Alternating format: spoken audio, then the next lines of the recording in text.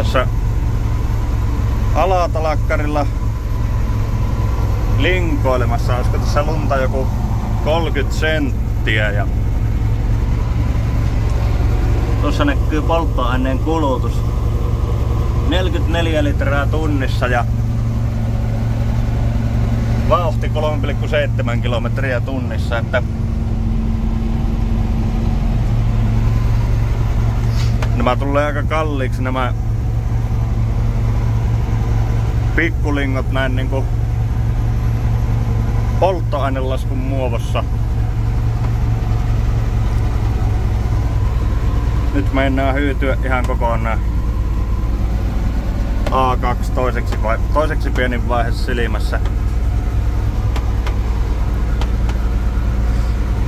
Niin tosiaan tämä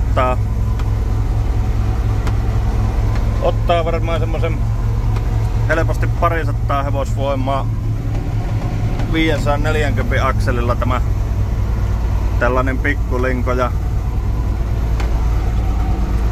minä melkein luulisin, että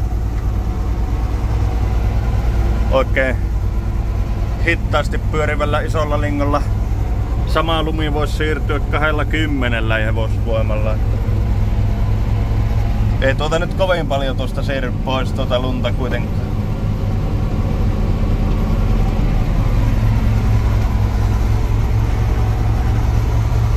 Mutta tällainen pikkupätkä tosiaan tähän väliin, näillä nyt sitä mennään mitä on ja ei siinä sen kummempaa. Se on tosiaan tuo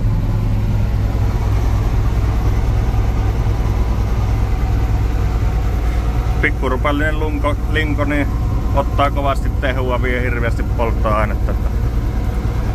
En suosittele. Tässä nyt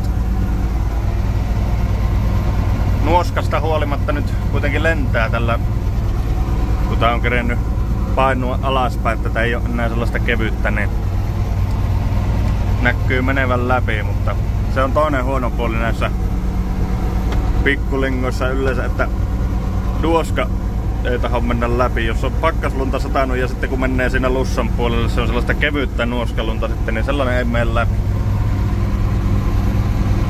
Tällainen menne.